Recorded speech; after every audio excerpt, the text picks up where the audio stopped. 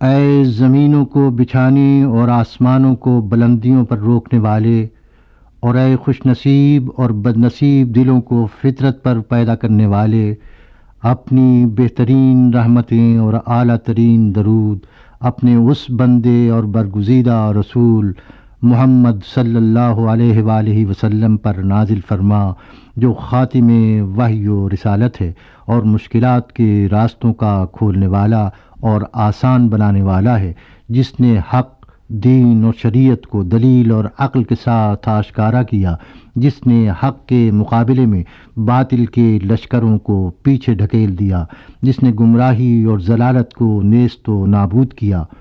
یہ رحمتیں اور یہ درود اس شان کے ہونے چاہیے جس شان اور استقلال سے اس نے تیرا یہ بار اٹھایا، اور اس عظیم بوجھ کو اس نے تیرے حکم کی تعمیل اور تیری خوشنودی کے حصول میں جلدی کرتے ہوئے قوت اور توانائی کے ساتھ اپنے کندھوں پر اس طرح اٹھا لیا کہ نہ تو آگے بڑھنے سے اس نے قدم پیچھے ہٹائے اور نہ اپنے عزم میں سستی آنے دی۔ اس نے تیری وحی کو محفوظ کیا، تیرے عہد و پیمان کی نگہداشت کی، تیرے فرمان دنیا میں نافذ کیے، یہاں تک کہ علم و دانش، خدا پرستی اور حق شناسی کی روشنی پھیل گئی، غلط راہوں پر چلنے والوں پر حق کا راستہ صاف اور سیدھا کھل گیا، گناہوں اور فتنوں میں ڈوبے ہوئے دل و دماغ اس کے طفیل ہدایت پا گئے، واضح اور صاف نشانات قائم ہو گئے اور نورانی احکام جاری و ساری۔ وہ تیرے اسرار و رموز کے امین تھے، اور قیامت کے دن نیکوں اور بدکاروں پر تیری جانب سے شاہد اور گواہ ہوں گے۔ بے شک وہ حق و صداقت کے ساتھ تیرے بندوں کی طرف تیرے بھیجے ہوئے رسول تھے، تو انہیں اپنے سایہ رحمت میں عظیم ترین حصہ عطا فرما، اور اپنے فضل و کرم سے انہیں بیش از بیش سرفراز فرما۔ ان کے دین کی شان کو تمام ادیان عالم کی عمارات سے بلند تر کر، اور ان کے نور کو اوج کمال تک پہنچا، تاکہ تمام دنیا اس سے بہرور ہو۔ اللہ نے ہمارے پیغمبر کو اس زمانے میں مبعوث فرمایا اور اپنا پیغامبر بنا کر بھیجا جب مدت سے کوئی نبی نہ آیا تھا۔ امتیں طولانی اور گراں خواب میں پڑی ہوئی تھیں، فتنے اور ہنگامے ہر طرف سر اٹھائے ہوئے تھے، لوگوں کے کام تباہ و برباد ہو چکے تھے، جنگ کی آگ کے شعلے جگہ جگہ بھڑک رہے تھے، نور اور روشنی کا کہیں نام و نشان تک نظر نہ آتا تھا، خرابیاں ہر طرف ظاہر اور آشکار تھیں، پتے زرد ہو گئے تھے اور لوگ پھلوں سے مایوس ہو چکے تھے، پانی سوکھ چکا تھا، کھیتیاں خشک اور برباد ہو رہی تھیں، ہدایت کے تمام نشان مٹ گئے تھے، ہلاکت اور بدبختی کے پرچم چار سو لہرا رہے تھے، اور یہ دنیا اپنے رہنے والوں کے لیے غضب کا اور اپنے طالبوں کے لیے ترش روئی کا مظاہرہ کر رہی تھی۔ اس کا ثمر فتنہ و فساد تھا، اور اس کا کھانا مردار تھا، اس کا شعار خوف تھا، اور اس کی پوشش تلوار تھی۔ اللہ نے اپنے بندے محمد صلی اللہ علیہ وآلہ وسلم کو اس وقت رسالت کا منصب عطا کیا جب لوگ راہ حق سے کوسوں دور ہو چکے تھے اور ہدایت کے لیے حیران و سرگردان تھے، فتنوں اور فسادوں کے سمندر میں ڈبکیاں کھا رہے تھے، بے جا اور بری خواہشات نے ان پر قبضہ کر رکھا تھا، کبر و غرور نے انہیں اندھا کر دیا تھا، جس کے باعث وہ پریشان حال اور مضطرب تھے اور نادانی و جہل کے اندھیروں میں پھنسے ہوئے تھے۔ حضرت نے ایسے موقع پر ان کی اصلاح و نصیحت کا کام سنبھالا اور سعی بلیغ کی۔ وہ خود راہ راست پر چلے اور دوسروں کے لیے نمونہ بن گئے۔ آپ نے لوگوں کو حکمت و دانش کی طرف بلایا تاکہ دنیا والے بدبختی سے رہائی پائیں اور نیکیوں سے بہرور ہوں۔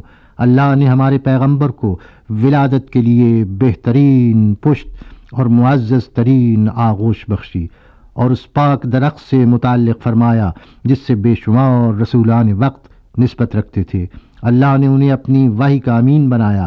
آپ کا خاندان بہترین خاندانوں میں سے تھا، آپ کے عزیز و اقارب سب سے شریف ترین تھے، اور آپ کا سلسلہ نسب تمام شجروں سے افضل و بہتر تھا۔ آپ نے حرم کے گہوارے میں پرورش پائی اور مجد و شرف کی گود میں پروان چڑھے۔ یاد رکھو، اس درخت کی شاخیں بہت دراز ہیں اور اس کے ثمر تک ہر کس و ناکس کا ہاتھ نہیں پہنچ سکتا۔ حضرت پرہیزگاروں کے سردار اور پیشوا تھے، دیدہ بینا رکھنے والوں کی روشنی اور چراغ تھے۔ آپ وہ ستارہ ہیں کہ نور کی کرنیں جس سے ہر وقت پھوٹتی رہتی ہیں۔ آپ کی روش استقامت اور آپ کا طریقہ ہدایت اور صداقت ہے۔ آپ کا کلام حق اور باطل کے درمیان قول فیصل کی حیثیت رکھتا ہے، اور آپ کا فرمان عدل اور درستی ہے۔ جب حضور ظاہر ہوئے تو دنیا عمل صالح سے روگردان تھی اور راہ حق سے دور ہٹ چکی تھی۔ گزشتہ رسولوں اور نبیوں کی امتیں غفلت اور نادانی کے اندھیروں میں بھٹک رہی تھیں، پھر نیکوکاروں کے دل آپ کی ذات کی طرف پھیر دیے گئے اور نگاہوں کی مہاریں آپ کی جانب موڑ دی گئیں۔ خدا نے آپ ہی کی بدولت کینہ دیرینہ کو نابود کیا اور دشمنی کی آگ ٹھنڈی ہو گئی اور الفت و محبت کی فضا پیدا کر دی گئی۔ آپ کے طفیل مسلمانوں کو ذلت کے بجائے سرداری اور برتری ملی، اور انکار کرنے والوں کو ذلت اور بدبختی نصیب ہوئی۔ حضرت کا سکوت بیان تھا اور آپ کی خاموشی زبان تھی۔ اللہ نے رسول اکرم کو پیغمبروں کے شجرے سے، فانوس نور سے، بزرگی کی چوٹی سے، نافع بطحہ سے، تاریخی کے چراغ اور سرچشمہ حکمت سے برگزیدہ کیا۔ حضرت نے غلبہ و اقتدار کے باوجود اس دنیا کو حقیر اور چھوٹا سمجھا، اسے اتنی دلاویزی کے باوجود پست جانا۔ خدا نے انہیں برگزیدہ خلائق بنایا اور دنیا کو ان سے دور رکھا، اور چونکہ یہ دنیا ذلیل و پست تھی، اس لیے حق تعالی نے اسے حقارت کی بنا پر دوسروں کے لیے کشادہ کر دیا۔ اسی لیے حضرت اس دنیا سے متنفر اور غیر متعلق رہے، اور اس کی یاد کو اپنے دل سے انہوں نے دور رکھا، اور یہ پسند کیا کہ دنیا کی آرائش اور زینت پر نظر نہ ڈالی، تاکہ اس کی زینت سے لباس فاخرہ کے طلبگار نہ ہوں اور اس میں اقامت کی آرزو نہ کریں۔ انہوں نے اپنے رب کی طرف سے تبلیغ احکام فرمائی اور اپنی امت اور اپنے پیروکاروں کو عذاب الہی سے ڈرایا، نصیحت کا حق ادا کیا اور نوید جاں فضا سنا کر لوگوں کو جنت کی طرف بلایا۔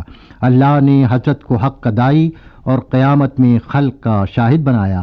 آپ نے اپنے رب کے احکام کی اس طرح تبلیغ کی اور اس فریضے کو اس طرح انجام دیا کہ ذرا سی کوتاہی بھی آپ سے سرزد نہ ہوئی، اور اللہ کی راہ میں دشمنان خدا سے جہاد کیا بغیر اس کے کہ ذرا سا ضعف یا ناتوانی ظاہر ہوئی ہو یا کسی قسم کا عذر یا بہانہ تراشا ہو۔